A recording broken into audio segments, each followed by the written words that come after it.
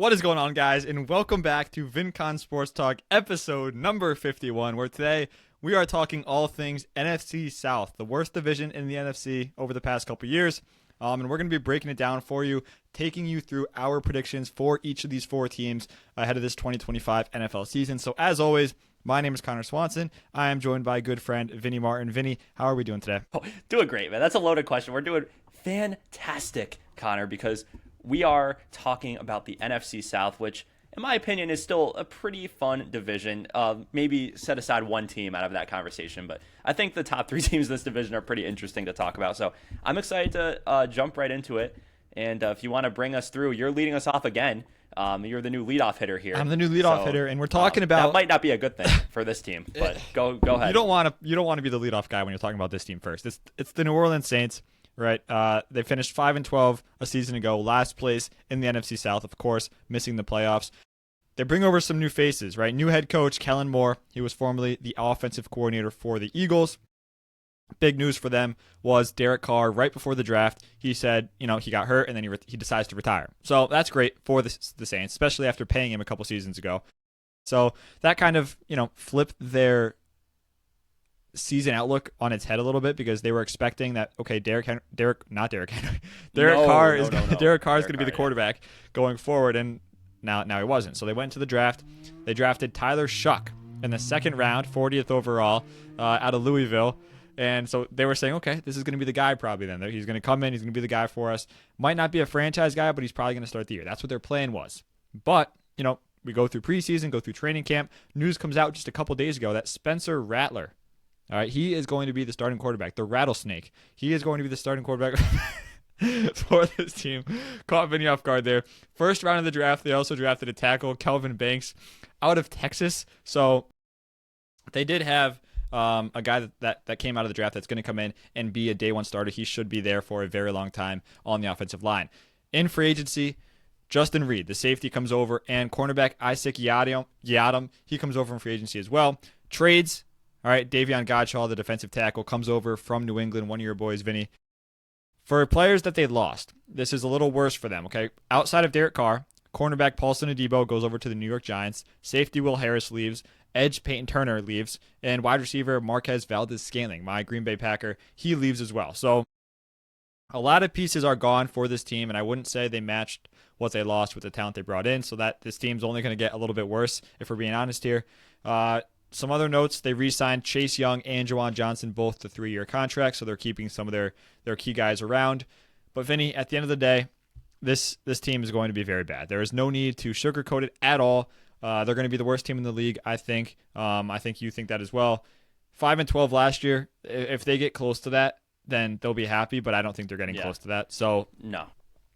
5-12 last year. What do you think they're going to be this year? I feel like we don't even need to do any crazy talking about this Saints team. They're going to be bad. Let's just jump into the records. We can talk about it from there. Yeah, the analysis is unnecessary here with the New Orleans Saints, because they're going to be awful. I actually have them being really bad. I have them at 2-15. Okay. I just don't see very many. Opportunities for wins here, guys. I really don't. I think the only two teams I have them beating are the Giants and the Panthers once in one of their two games. I think that's not crazy to say. There's just nothing happening. There's just nothing special. The quarterback situation, it may be fun and interesting because you just have two guys who no one has a lot of faith in to do much, but it's really a bad situation. I mean, Tyler Shuck, dude, the mother shucker, as I like to call him, is a guy that I really knew nothing about going into this year. When he popped up on the screen during the NFL draft, I was so confused. I was like, this is just very strange. And especially because Shador was on the board at that point as well. Of course, yeah.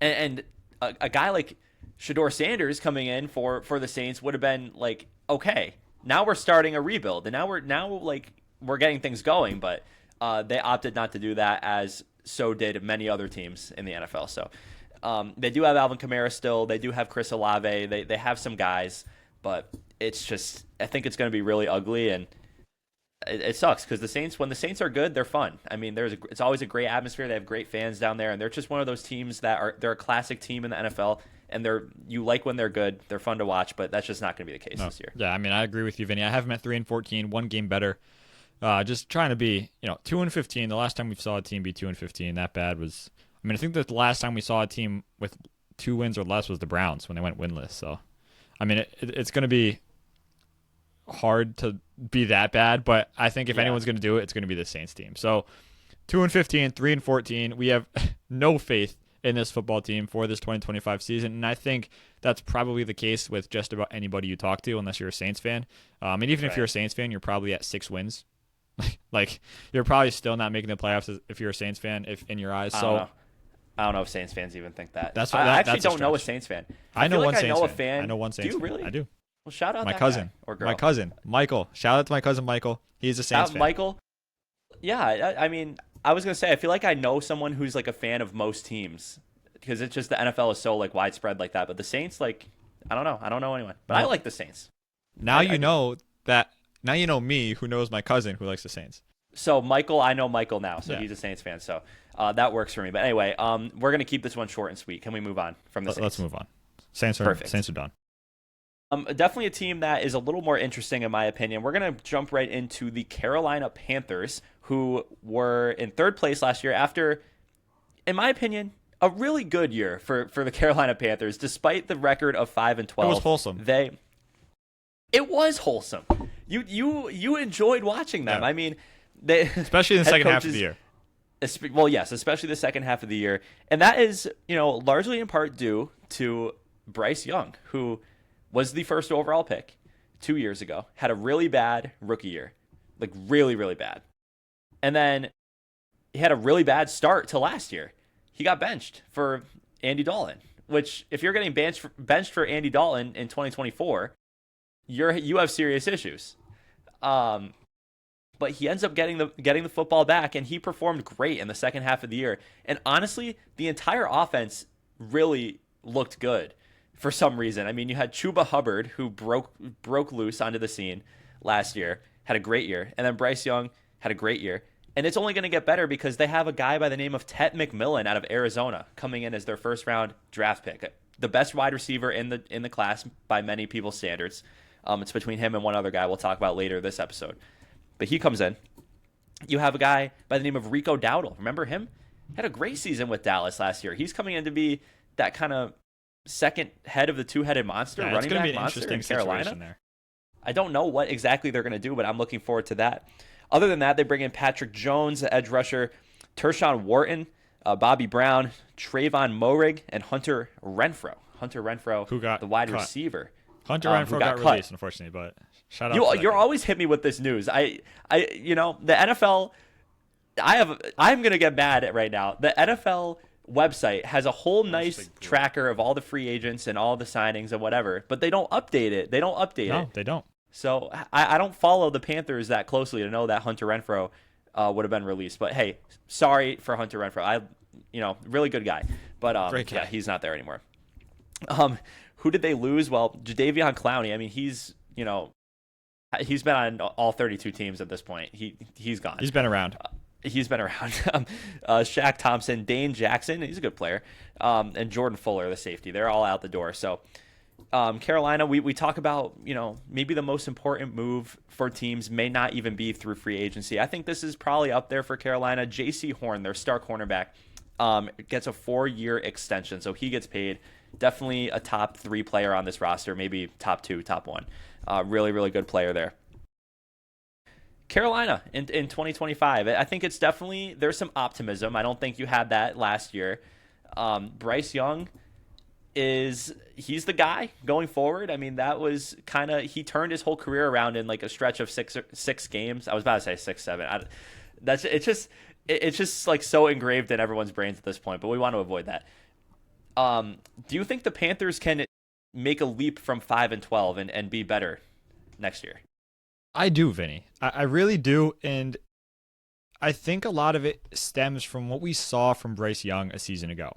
Now, obviously, you mentioned it. The start was bad. He got benched. But when he came back, in that second half of the season, that stretch that he played, he was actually really, really good for them. Like, he came out and he played some very good football. And, of course, the news that they also just traded Adam Thielen back to the Minnesota Vikings. So he's gone. But you mentioned Tedderell McMillan comes over from Arizona. And then they also got Xavier Legette, the rookie that they drafted last year. So that's going to be the kind of two-headed monster they're going to have going there. And I think those guys can be really good for Bryce Young. You got, two very different profile players. McMillan kind of more the jump ball, physical catch guy, and then Xavier Legette hoping to separate maybe a little bit more. But both of them, I think they'll be good. I think Bryce Young's going to have a good season. I don't think they're going to be a playoff team. I don't think they're going to be good enough for that. I don't think the defense is going to be good enough for that. But they should be able to run the ball with the two backs they have. And then the passing game should hopefully continue where it left off at the end of last season. So I'm optimistic they can improve. I have them, we'll get into records in a second here, but I do have them improving. But Vinny, before we do that, anything else you want to add before we get into records? No, I mean, see, you're going to see my record. I'm not going to say that they're going to be able to improve that much, which sucks to say because they were like the feel-good story of last year, in my opinion. I enjoyed watching them down the stretch.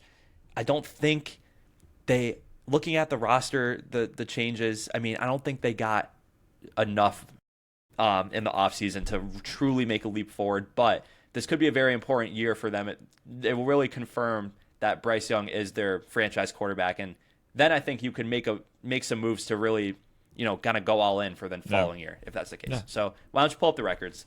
I have them staying the same at 5-12, which is, I want to see them do better than that. But just looking at their schedule, I just don't see more wins on their schedule than that. But you never know. The divisional games are going to be important. I don't think I have them beating the top two teams in this division once, but maybe you do.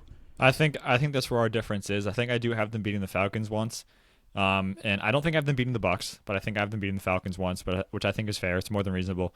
And then I have them picking up a game somewhere else, obviously. But so I have them at 7-10 with all that said and done. But again, not a playoff team.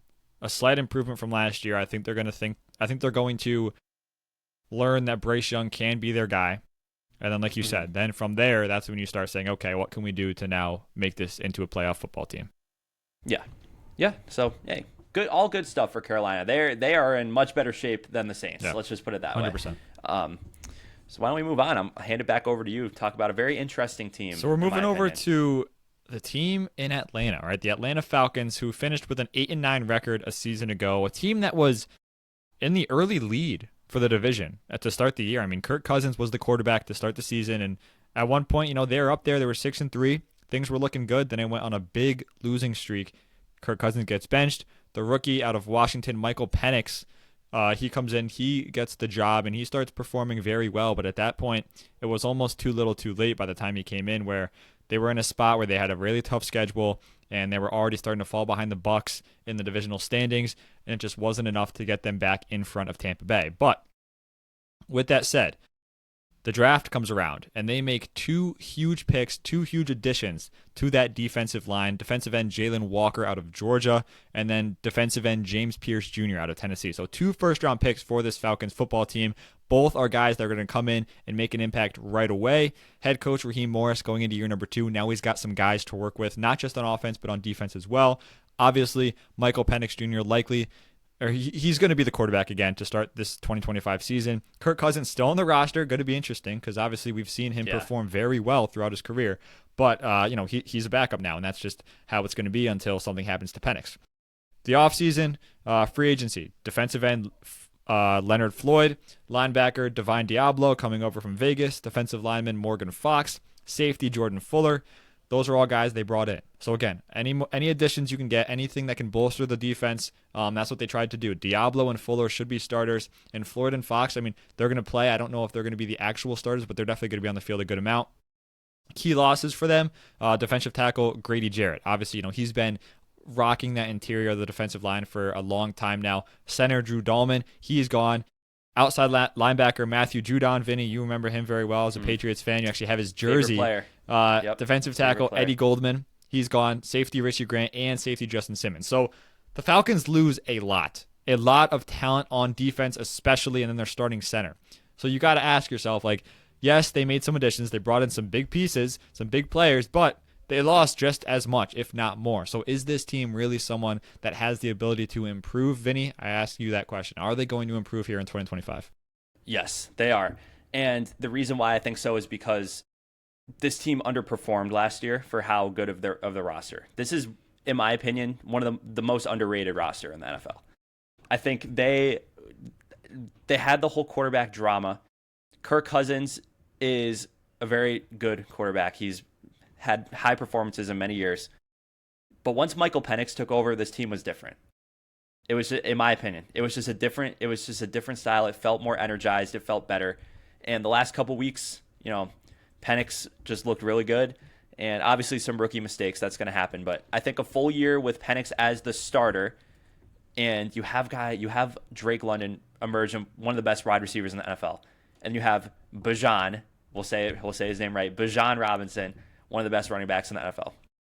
You have a crazy duo in the secondary, that being Jesse Bates, and why am I forgetting freaking AJ Terrell? Obviously, I don't know why I forgot his name. He's one of the best corners in the NFL. And you have the two guys on the front line, which address the need for them coming in the draft. This team is extremely well rounded. They are the Falcons. They love to choke. They love to underperform, and that's just the reality of the situation. But I think this team, if they play up to their expectations, I think they're one of the best teams in the NFC. I really do. Yeah, Vinny, I mean, I don't blame you at all there. I will say the one thing that you have to monitor is the Darnell Mooney injury, but he seems to be doing all right. There were reports that, it could be a longer injury where he was going to miss time, but then, out of nowhere, it seemed like just a couple hours ago, actually, they announced he returned to practice, and the injury report kind of flipped itself on its head. So a real 360 there for Darnell Mooney, which is great news for him if he is actually able to be healthy for this entire season. Obviously, he also he had a breakout year last year, I would say, with the Falcons. He became that true counterpart to Drake London that we thought he could always be. We just never got to see it in Chicago. So good to see Darnell Mooney break out last year. Hopefully he can keep that up. Hopefully he is able to be healthy for this season. But yeah, with that said, Vinny, I mean, we both have them improving. If you look at the records, we both have them improving. You have them a game better than me. But for me first, I have them at 10-7 on the year. So this is a team that I do believe is going to improve at least 2 games, right? That's what I have it as right now. But in this NFC South, I mean, anything's possible, okay? You could if you sweep those 2 teams in your division, there's 4 wins, right? And then maybe you split with the Bucs, that's going to be a tough thing to do, but maybe you split with them. There's 5 wins as it is. Then outside your division, I can see this team easily getting at least 5 wins. So I do believe the Falcons are going to be pushing for a wild card spot. I mean, 10-7 gets them in. So as of right now, based on my predictions, I would have them in the playoffs. You would as well based on your record. But Vinny, take me through why you have them at the record you do. Yeah, I mean, basically said it all already. I have them at 11-6. I think this is kind of a risky prediction here because it could really backfire if things don't go well. But I think they're going to live up to their potential. They're going to reach their ceiling. 11-6. It's not going to be enough to win the division. Spoiler alert. But they should be that first wild card team, in my opinion, in 2025. I mean, they have Kyle Pitts, man. So that's why I have them so good. First overall pick in fantasy, right? Yeah. Yeah, absolutely. But no, on a serious note, I'm high on the Falcons this year. This is actually the first year, seriously watching the NFL, maybe in 8 years, where I've been really high on the Falcons. I'm looking forward to seeing them. I like this a lot. Yeah. All right. Well, with that said, why don't we move on over to our 4th team in the NFC NFC South. Sorry. Whoa. I'm getting my directions messed up. But NFC South, the team that won it last year, Vinny, who are we talking about? Yeah, we're talking about the Tampa Bay Buccaneers, a team that I am very fond of. Actually, maybe I'm just an NFC South guy this year, looking back on it, because I really like the Falcons too, but the Bucs last year were 10-7. They were first in the NFC South, but they did lose in the wild card round to the Washington Commanders. I know I had Tampa Bay going on a huge run to the NFC Championship last year, so I was quite disappointed. But this is still a really good football team. Todd Bowles is the head coach. He's been there a minute.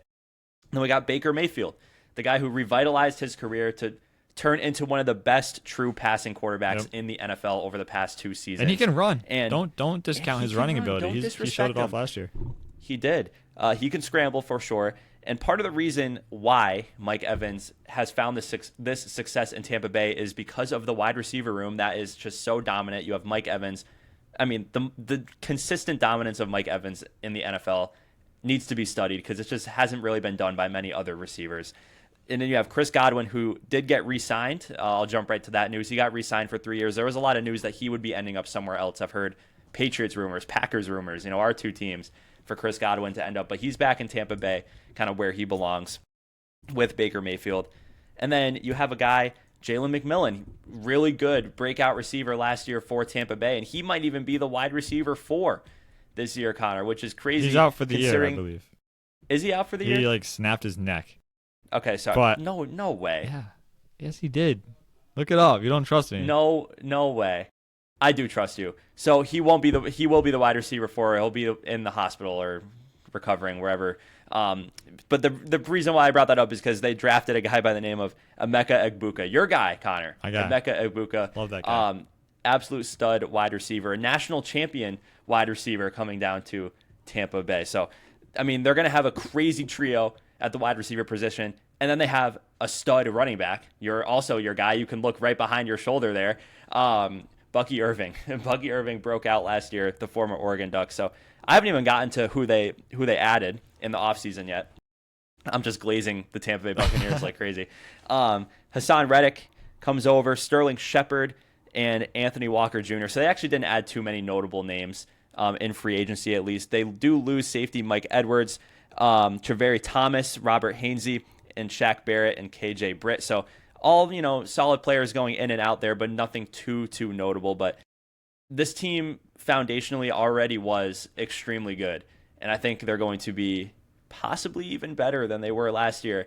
What do you think about the Bucs this year? I mean, I'm excited for this football team, man. When you have Baker Mayfield at the helm, especially after how he's been playing recently, I mean, the sky's the limit for this team, right? And you talk about the receiver room and the running back room. I mean, it's not just Bucky Irving back there. You still have Rashad White and Sean Tucker, who both had big games last year in 2024. So they have a ton of offensive weapons at their disposal here. And I think Todd Bowles does a great job. I mean, even though he's a defensive coach, he does a great job working with the coordinators and getting them to utilize every single player on that field. As I mentioned, I mean, we saw Sean Tucker have like a 30-point fantasy game a season ago, and there's insane Bucky Irving and Rashad White ahead of him. So, I mean, this is a team that knows how to utilize their key players, and I think they're going to be able to do that again this year. And I think their defense is going to be.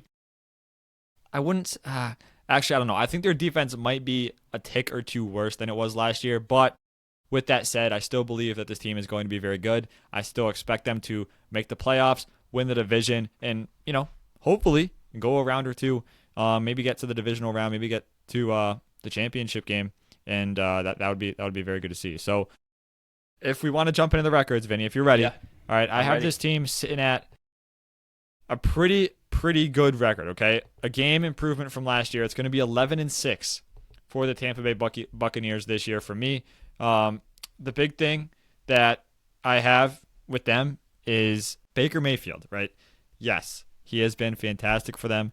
And the last couple seasons, we have seen almost like MVP type numbers from him. He is throwing the ball incredibly well. The touchdowns have been there. The rushing upside has been there as well. But, I mean, how surprising would it be if he took a step back and became the same quarterback he was? Like, I know where he's gotten, right? But there is, in the back of my mind, he was very bad for a long time in the NFL. And I'm not saying I expect that to happen, right? But I think if anything is going to hold them back, like it would be Baker Mayfield at this point. And I hope it doesn't happen. I don't think it will. I mean, that's why I have him at 11-6. But you just got to look at it from every angle here is that he hasn't always been this incredible quarterback. And when you see things like that, like even when we're talking about guys like Sam Darnold for other teams, like a guy that was very bad, then had a good season, and now we're saying he's probably going to be bad again. Or Geno Smith, where he was very bad, then he had a good season, then he was bad. Like, so I get a little weary about it. Not to say that I think Baker's the same type of player as them, but it's the same type of situation where you just got to be a little bit more cautious than you would be with a guy like Patrick Mahomes or Jaden Daniels, Joe Burrow, or not even Jaden Daniels, sorry, he's only been in the league for 1 year. But the guys who have established, that was a bad example, the guys who have established themselves bad example. As elite quarterbacks on a year-to-year basis. So that's the only thing with me. But, oh my gosh, Micah Parsons is a Green Bay Packer. Parsons is a Green Bay Packer. 4-year, $188 million deal. No. I'm not lying. No way. On air. This is awesome. I love this. My gosh. I need to read this news. No one cares about the Cowboys are trading All-Pro Micah Parsons to the Packers, and they agreed to a 4-year, $188 million deal. including $136 million guaranteed. At $47 million per year, Parsons is the highest paid non-QB in history, and that's 2 first-rounders for Dallas. Whoo! Vinny, I told you this morning. I told you this was going to happen. Oh, my gosh. No way. You must be on the moon right now. My gosh. That's insane. Live on the air. Live on the air. Connor, couldn't sleep the other night because of this. Dude, he was up all night. Packers Twitter was rumbling about this the other night, and I knew it was coming. I told Vinny yesterday and today. I thought it was coming. He was like, no. Well, guess what? Wow. Oh My gosh. That is actually I am ridiculous. so happy right now. Too bad we I got to see the wow. I want to see the full trade breakdown, but I know we definitely sent 2 firsts. Wow. We already have it on the story. 18. I don't know how you did that. It's on the story. Super Bowl bound. Wow. He's going to look good. He's going to look good in green, dude. He's going to look good in green. That is crazy. He better get out there quick and start practicing. Yeah, I mean, wow. So there we go. There we have it. That changes a lot of things in the NFC. I think my 6-11 prediction for the Cowboys isn't looking so bad now. Yeah, I mean, maybe my prediction looks bad now. What do I have him at? I had him at 8 or 9 wins, maybe 9 and 8. Yeah, I think I had him at 8 and 9. But wow. Anyways, let's finish this episode. Now I can go celebrate some more. But we'll just wrap this up quick. I have the Buccaneers at 12-5. Okay, I think they're going to be awesome. And I wish I could go back and redo my Packers prediction now, because I think that gives them at least a game more than what I had them at. Only a game? I think they're Super Bowl contenders now. Well, yeah. Oh my gosh, dude. Oh my gosh. All right. Marco Capasso, he's a big Cowboys fan. He just responded to what I posted on Instagram, and he said some explicit word to me, so I just want to put that out there. We don't like that. Okay. Sorry you feel that way, but Micah Parsons is a Green Bay Packer now, so enjoy it. Enjoy another dreadful Cowboy season. If there's any Buccaneers fans who are listening to this, we're so sorry that we cut off your favorite team. But to make it better, we both have them doing very good, right? So we're gonna wrap it up here. That is actually, I mean, we've had like some news on air before, like last year during the season, but nothing ever, to this major extent like that. So that's really fun, actually. After a very long day of recording mishaps, I think that all makes up for it. And I'm happy for you, Connor, as a Packers fan. And I might be putting a futures bet for them to win the division now. I think I just had a vision. I swear I lived through this moment before. Maybe it was in a dream. But, like, I swear, I'm getting crazy deja vu right now. I'm not even lying. Didn't you have a dream that the Packers got destroyed by the Lions in Week 1? Yeah, I actually had a dream last night that the Packers got absolutely dismantled by the Detroit Lions in Week 1. But was that one of those where you woke up all sweaty and, like, freaking out? No, I was just sad. I was just sad, man. I mean, yeah, I understand. All right. So that's going to wrap up the NFC South and a little bit of the NFC North and the NFC East. So we have a lot of fun stuff here. I'm getting all the notifications coming in now.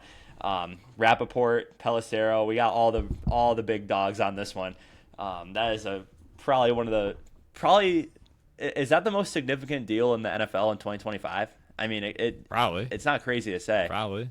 So really good stuff there for the Packers and their fans. But anyway, we're going to wrap this thing up right now. We've been at this for way too long. So, Connor, congratulations once again. Thank you. And yeah, that's the NFC South. A lot of fun stuff.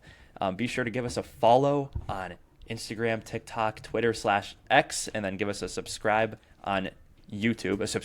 Subscribe. I don't know why I said that so weird. Hit the subscribe button. Hit the subscribe button. Do that. Yeah. Just hit it. Hit it hard.